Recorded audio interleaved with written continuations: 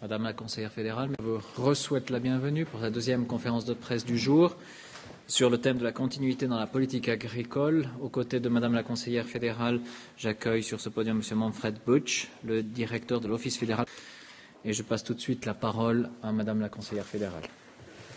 Ja, Herr Vizekanzler, Herr Direktor, meine sehr verehrten Damen und Herren, der Bundesrat hat heute eine Aussprache geführt über die Weiterentwicklung der Agrarpolitik nach 2011. Er hat sich aufgrund der momentan auf den landwirtschaftlichen Märkten in diese Situation hineinversetzt, aber trotzdem beschlossen, wir müssen auch die Zukunft planen. Wir haben uns dabei heute für Kontinuität ausgesprochen, Kontinuität in der Agrarpolitik und auch Kontinuität aufgrund der Leistungen im Bereich der Agrarpolitik. Auf der Grundlage eines Aussprachepapiers hat der Bundesrat eine Zwischenbilanz gezogen über die bisherigen Reformetappen der Agrarpolitik. Er hat anschließend den landwirtschaftlichen Zahlungsrahmen für die Jahre 2012 und 2013 diskutiert und entsprechende Beschlüsse gefasst. Und er hat drittens dann eine Grundsatzdiskussion über die langfristigen agrarpolitischen Herausforderungen und die dazu dienlichen Geschäfte geführt. Was die Agrarpolitik bisher erreicht hat, wird Ihnen jetzt von Herrn Direktor Manfred Butsch ausführlich vorgestellt werden. Das BLW hat aus Anlass des 10-jährigen Bestehens des Landwirtschaftsgesetzes eine Broschüre zusammengestellt, die Sie schon am Studieren sind, die Ihnen anschaulicher die agrarpolitischen Fortschritte des letzten Jahres darstellt. Ich möchte vielleicht meinerseits das kurz zusammenfassen in einer Bilanz, in dem festgehalten wird in diesem Bericht, dass die Bilanz grundsätzlich positiv ausfällt. Der betrifft natürlich die ökologischen Leistungen, das Tierwohl, dass sich in diesem Maßnahmen nicht nur die Anliegen der Umwelt umgesetzt haben, sondern eben auch deutlich mehr fürs Tierwohl tun. Zweiter positiver ist, dass die Kalorienproduktion in dieser Zeit zugenommen hat und das trotz diesen Anliegen punkto Umwelt, trotz auch deutlichem Rückgang der Preise. Die Versorgungssicherheit ist somit nach wie vor gewährleistet. Wir haben immer noch eine ausreichend produzierende Landwirtschaft. Dritte Bereich auch deutlich wettbewerbsfähiger geworden. Der Anpassungsprozess verlief sozialverträglich und die Einheiten gehalten werden. Und vierter Punkt, wir haben heute deutlich mehr gemeinwirtschaftliche Leistungen, welche die Landwirtschaft erbringt, im Interesse der Gesellschaft, gestützt auf den Verfassungsartikel und das in einem sehr schwierigen Umfeld. Ich möchte deshalb auch gestützt auf diese klar eruierbaren und konkretisierbaren Leistungen den Bäuerinnen und Familien danken, ebenso der Nahrungsmittelbranche, weil diese Leistungen, für die sie zeugen von einer hohen Leistungsbereitschaft zum Wohlergehen unseres Landes. Ich möchte nun Herrn Butsch das Wort erteilen für die Details dieser Bilanz. Bundesrätin, geschätzte Damen und Herren, ich werde dieses Gesamtbild mit einzelnen Komponenten nun illustrieren. Erlauben Sie mir zuerst aber eine kurze Rückblende, denn vor 10 Jahren hatten wir eine komplett andere Agrarpolitik. Sie mögen sich erinnern, vor 10 Jahren gab es noch garantierte Preise, garantierte Margen. Es gab eine Milchrechnung, die über 1 Milliarde kostete. Es gab noch eine Käseunion, eine Bouture, eine Getreideverwaltung, die als höchst umstrittene parastaatliche oder staatliche Akteure galten. Wir hatten hohe Nitrat- und Phosphorwerte in Oberflächengewässern und Grundwasser. Und wir standen ja mitten in der Herausforderung, den Zollabbau durch die Uruguay-Runde des GATT umzusetzen. Und das setzte diese Reform voraus, deren Resultat ich nun in einzelnen Facetten aufzeigen werde. Ein Schlüsselbegriff beim Start der Reform war ganz klar der Begriff mehr Markt und darum ökonomischen Bereich. Die Landwirtschaft wollte man und war Zielsetzung, mehr den Marktkräften auszusetzen, dass sie ihre Wettbewerbsfähigkeit verbessert, zusammen mit den Marktakteuren und trotzdem entsprechend eben auch die kann. Nun zur Verbesserung der Wettbewerbsfähigkeit haben Sie hier eine Illustration. Die Arbeitsproduktivität wurde sehr stark gesteigert, im Durchschnitt 1,5%. Und die gesamte Produktion, eher im Sinne von Nahrungsenergie, wurde ausgebaut und beträgt mittlerweile rund 23.000. Wir haben also mitnichten extensiviert, sondern wir konnten eigentlich die Produktion ausdehnen und entsprechend die Marktanteile halten. Und deshalb ist auch der Selbstversorgungsgrad trotz wachsender Bevölkerung in etwa auf dem Bereich von 60% brutto gerechnet stabil geblieben. Dies dank entsprechender effizienter Produktion. Wie wir sehen werden, nachher nicht zulasten der Umwelt. Wir haben aber auch das Ziel verfolgt, dass diese Marktausrichtung eben eine stärkere Vielfalt der Produkte und der Produktionsrichtungen bewirken soll. Und entsprechend ist es sehr wichtig, dass wir mittlerweile ja 11% der landwirtschaftlichen Nutzfläche im Biolandbau haben und entsprechend eben rund gut 10% der Produktion heute im Biobereich erfolgt. Aber auch bei dem Bereich der geschützten Bezeichnungen AOC oder IGP-Bezeichnungen haben wir einen markanten Zuwachs. Wir haben mittlerweile 10.000 Landwirte mit 1.300 Verarbeitungsbetrieben, etwa 70.000 Tonnen solche AOC-Spezialitäten produzieren. Und das ist ein Wert von 700 Millionen Franken Umsatz heutzutage. Und das sind gut 7% des Totalumsatzes der Schweiz. Das illustriert, dass eben diese gewünschte Reform auch zu einer erweiterten Vielfalt geführt hat und auch zu entsprechenden Spezialitäten. Es gibt aber auch andere Bereiche, die entsprechend innovativ geworden sind. Wir denken hier beispielsweise an den Agrotourismus. Wir haben heute 50.000 Übernachtungen gehabt, die eben in Agrarbetrieben erfolgt sind. Oder im sozialen Bereich, wo 600 Betriebe rund 2.000 hilfsbedürftige Personen und entsprechend machen diese zusätzlichen Aktivitäten in Annexbereichen der Landwirtschaft mittlerweile einen Umsatz von 1 Milliarde Franken aus. Man darf deshalb sagen, die verfolgte Zielsetzung im Marktbereich, wettbewerbsfähiger werden, die Vielfalt der Produkte erhöhen, Spezialitäten produzieren und auch eben die Diversifizierung konnte grundsätzlich erreicht werden. Das im sozialen Bereich aus, musste das hohen Strukturwandel oder mit tiefen Einkommen. Hierzu ist ja festzuhalten, dass gemäß Landwirtschaftsgesetz stipuliert wird, dass effizient und ökologisch wirtschaftende Betriebe ein vergleichbares Einkommen mit der übrigen Bevölkerung erzielen sollen. Im Rahmen eben dieses Anpassungsprozesses sozialverträglich sein soll. Nun zum Einkommen vorweg.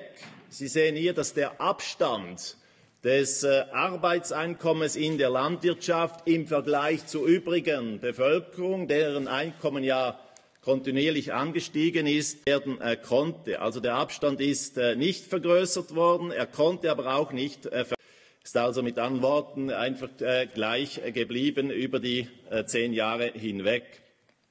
Die Frage, ob die effizienten Betriebe wirklich einen entsprechenden Arbeitsverdienst haben, haben Sie illustriert in der Broschüre. Konkret eben, die ausführt, dass die 25% besten Betriebe den Vergleichslohn in der ganzen Periode immer klar überschritten haben. Und entsprechend ist der Strukturwandel dieser Periode auch nicht angestiegen. Der Phase 2000 bis 2008 ist er auf 1%. Mit dieser Zahl ist klar belegt, dass er sozialverträglich ist. Sie haben dazu auch Porträts von einzelnen Betrieben, die sich hier adaptiert haben, im ausführlichen Agrarbericht dann abgedruckt. Nur mit anderen Worten zusammengefasst, im sozialen Bereich, die Einkommensentwicklung konnte der Entwicklung der übrigen Bevölkerung folgen. Der Strukturwandel wurde nicht beschleunigt, dass er sozialverträglich war. Ich möchte in Einzelfällen durchaus soziale Probleme bestehen. Und dort haben die Kantone verdankenswerterweise auch konkrete Anlaufstellen geschaffen, damit diesen kompetente Beratung zukommen lassen konnte. Ich komme damit kann hier feststellen, der Einsatz der Hilfsmittel, namentlich der Dünger, sei es Phosphor oder Stickstoff, wesentlich effizienter geworden ist. Der Phosphorüberschuss im Vergleich zum Start dieser Reform konnte von kontinuierlich auf nur noch 5.000 Tonnen reduziert werden. Grafik am Beispiel des Stickstoffs. Der Einsatz des Stickstoffs zur Produktion der Nahrungsmittel konnte bezogen auf die Effizienz sehr deutlich gesteigert werden. In dieser Periode um ganze 16%. Und damit konnte die Ressourceneffizienz klar verbessert werden. Aber auch im Bereich eben des ökologischen Ausgleichs haben wir klare Fortschritte erzielt. Diese konnte aufgehalten werden. Und Sie haben hier illustriert im Projekt der schweizerischen Vogelwarte in Sempach illustriert, dass sogar doch in verschiedenen Bereichen deutliche, auch erfreuliche Fortschritte zu verzeichnen sind. Nichtsdestotrotz, hier gibt es noch einzelne Bereiche, wo wir weiteren Handlungsbedarf haben. Insgesamt wurde aber klar eine Trendwende erreicht, sei es im stofflichen Bereich oder sei es auch im Bereich der Biodiversität. Zu den Kosten ein letztes Wort. Hat diese Reform eben den Steuerzahler bzw. mehr gekostet? Sie haben hier eine unverdächtige Quelle. Die OECD in dieser Grafik ist illustriert, dass die Landwirtschaft von ursprünglich 8 Milliarden Franken Kosten, hier ist Konsumenten und öffentliche Kosten integriert, auf nunmehr 6 Milliarden reduziert werden konnte, also um 25%. Und damit konnte dieser Anteil deutlich reduziert werden. Sie sehen hier aber auch insbesondere, dass der Marktstützungsanteil, dieser orange Teil, sehr stark reduziert werden konnte, von über 6 Milliarden auf nunmehr 3 Milliarden, also halbiert. Und damit sind wir weggekommen von dieser wettbewerbsverzerrenden und handelspolitisch problematischen Marktstützung und haben die Stützung eben umgepolt Richtung Direktzahlungen. Und last but not least, wie sehen die Bürgerinnen und Bürger die Landwirtschaft im Vergleich zum Start dieser Reform? Herrschte damals ein deutlich negatives Bild vor, dass sie als Umweltverschmutzer, als Überschussproduzenten betrachtet wurden. So darf man heute feststellen, dass die Konsumentinnen und Konsumenten ganz klar zur Auffassung sind, dass die Landwirte heute eben nachfrageorientierter produzieren und dass sie auch die ökologischen Produktionsformen, die gewünscht werden, hier mittragen und die der Bevölkerung aufgenommen haben. Diese Werte, die hier deutlich besser als die vergleichbaren vom Jahre 2000. Zusammengefasst noch einmal, die Landwirtschaft hat mit der Ernährungswirtschaft zusammen den Markttest, kann man sagen, bestanden. Nach wie vor gibt es aber Herausforderungen, das ist klar. Gleichzeitig wesentliche Verbesserungen erreicht. Das Gleichgewicht zwischen Nachhaltigkeit, Ökonomie, Sozialem und Ökologie ist aber eine ständige Herausforderung, bedingt weitere Arbeit aller Beteiligten und bleibt natürlich ein andauernder Optimierungsprozess. Besten Dank. Das war jetzt der Rückblick und das lag als Grundlage für die Beschlüsse des Bundesrates heute auf dem Tisch. Sie erinnern sich vielleicht, dass ich im Jahr 2007, als wir die AP 2011 beraten haben, gesagt haben, die nächste Beratung wird nicht wieder in einem Wahljahr stattfinden. Und ich habe heute deshalb dem Bundesrat vorgeschlagen, Kontinuität setzen und diese Finanzvorlage, die heute in Kraft ist, um 2 Jahre verlängern.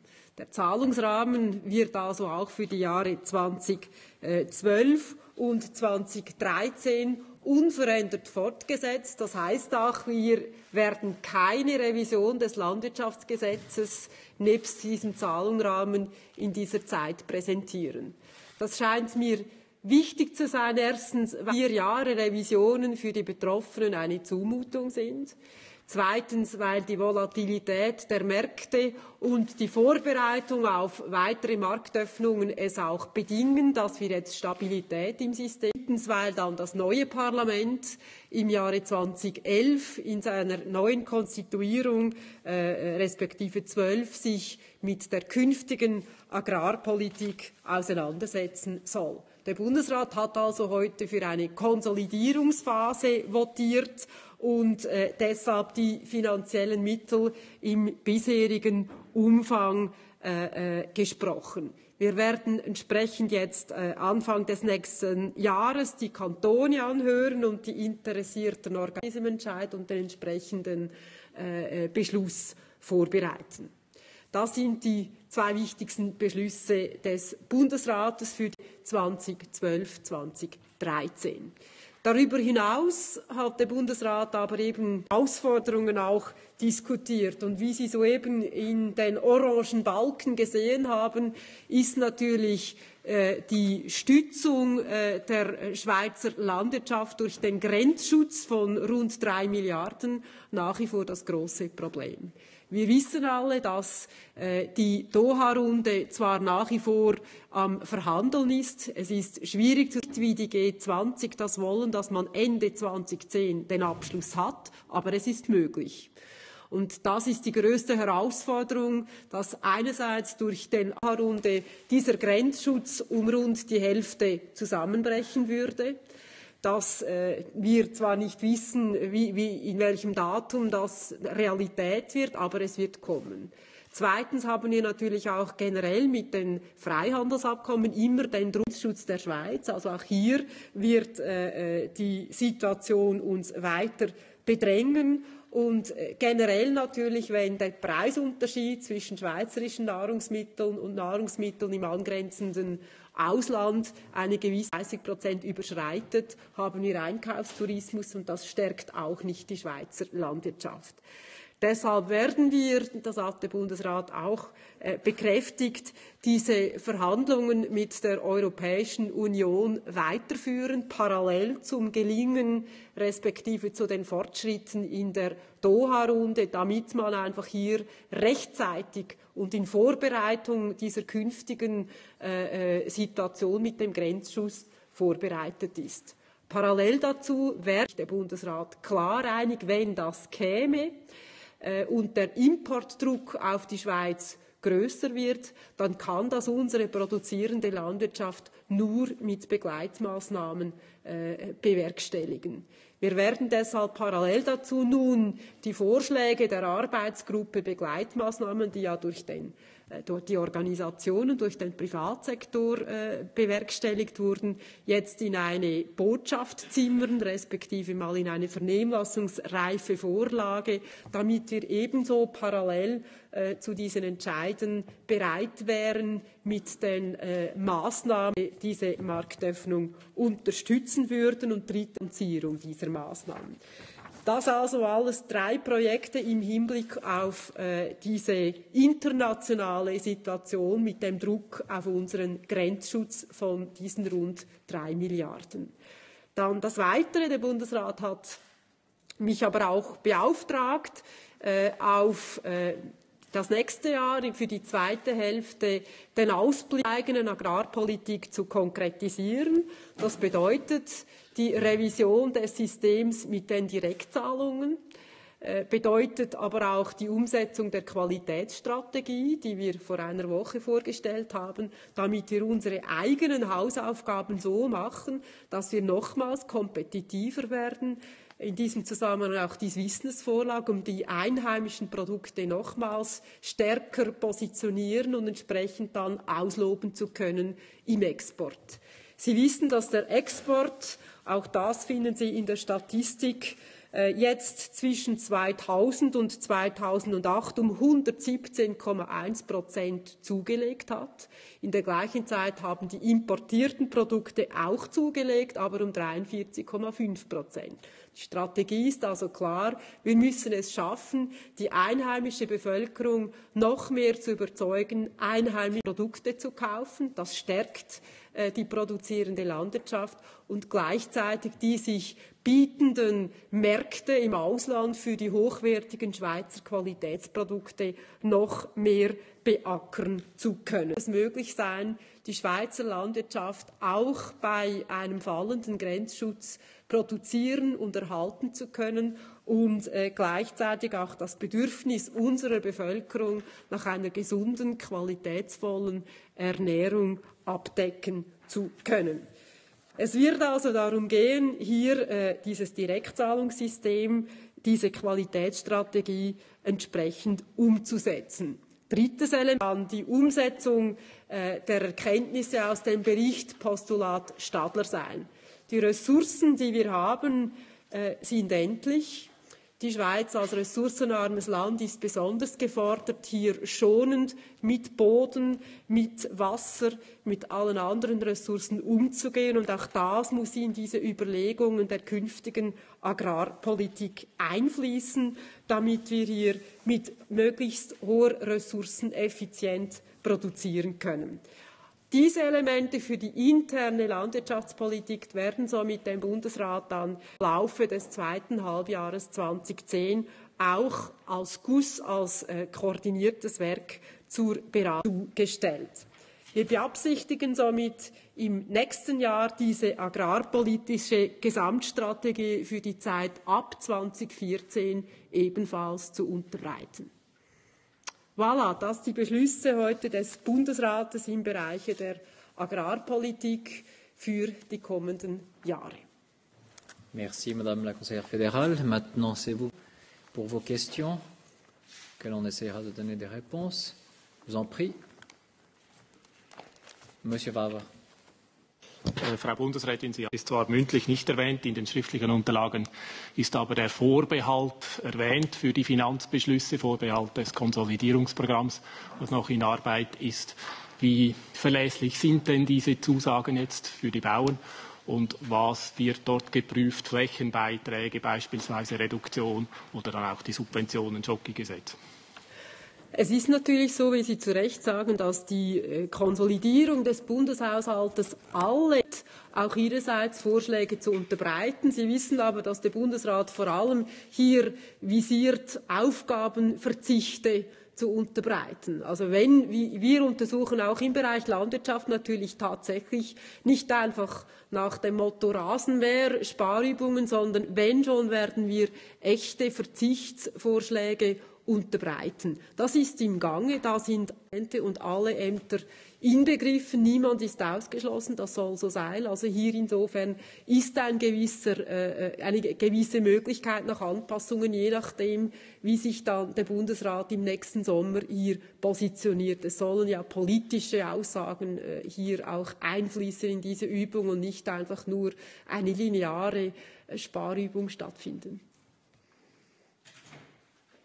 Monsieur Jeanneret. Il avait été prévu de réduire les droits de douane assez rapidement. Est-ce que justement le programme d'économie fait que vous allez ralentir cette baisse des droits de douane? Enfin, quelle sera l'évolution de ces droits de douane en 2013, 2014 et autres? Non, les droits de douane, ça changera au cas où l'OMC aboutit. Là, on aura un changement du système à la douane. Alors, ça serait si inclus dans un résultat de l'OMC, après où les fonctionnaires de la douane doivent changer tout le système à la douane. Alors, ça c'est encore un point ouvert. Ça vraiment dépend aussi des résultats du cycle de douane. D'autres questions? Oui, madame. Le revenu par unité de main-d'œuvre est en très très légère hausse, mais quand même toujours très bas. On constate aussi que les paiements directs n'ont pas compensé la diminution des aides pour les produits, ce qui aboutit évidemment à la fermeture d'exploitation quasiment quotidiennement. À combien évaluez-vous le nombre d'exploitations suisses nécessaires pour remplir la mission inscrite dans la Constitution? Je pense que c'est la fausse question. Le Conseil fédéral n'a jamais dit un tel montant de fermes d'entreprise serait suffisamment. Je pense que ça dépend largement du terroir, de la productivité.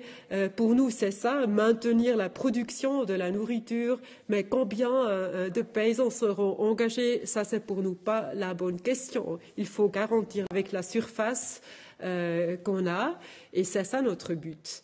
Et je pense que ce n'est pas une structure qu'on peut régler par la loi, c'est le marché, le consommateur qui naturellement a une influence. Et les paiements directs, parce que les paiements directs sont vraiment pour tout ce travail où vous ne pouvez pas commercialiser les travaux. Alors c'est vraiment le prix de toutes ces prestations des paysans qui sont effectuées hors du marché normal, mais absolument important pour notre société, pour le tourisme et pour la nature. Si ce n'est pas le cas, je vous remercie et vous souhaite une excellente après-midi encore.